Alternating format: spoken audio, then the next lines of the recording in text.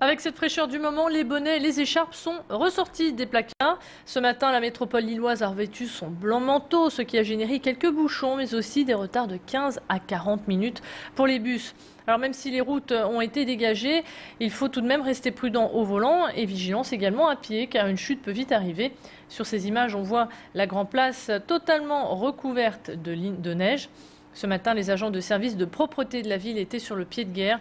Pelle à la main, ils ont salé les trottoirs devant les écoles, les sorties de métro et les hauts lieux culturels. À ce sujet, on écoute Michel qui a dégagé pour vous les pavés de la capitale des Flandres. On fait particulièrement les sorties d'école et surtout, comme ici, Grand Place et puis au niveau des sorties de métro.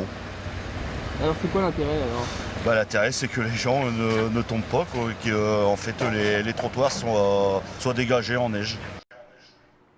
Et pour assurer la sécurité sur les routes, dès hier soir, les saleuses étaient en action pour que la neige ne paralyse pas la métropole au lever du jour. Pas moins de 80 agents ont tourné toute la nuit sur des centaines de kilomètres pour dégager les principaux axes. Notre journaliste Aurélien Barège s'est rendu au cœur de la direction interdépartementale des routes. Ici, les agents sont prêts depuis le mois de septembre. Le matériel a été identifié et vérifié. Le parcours des saleuses a lui été déterminé. Rien n'a été laissé au hasard.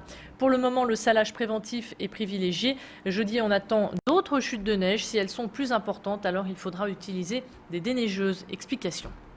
On a à peu près 80 agents. Sur ces 80 agents, il n'y a aucun nouveau.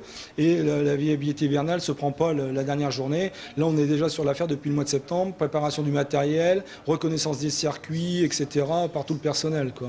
Même nous, on est des professionnels. Malgré tout, on se remet en jambes toutes les années. On se remet en question. On va revérifier notre matériel, notre fonctionnement. Tout ça est revu bien en amont. Début septembre, on est déjà sur la viabilité hivernale de l'année 2010.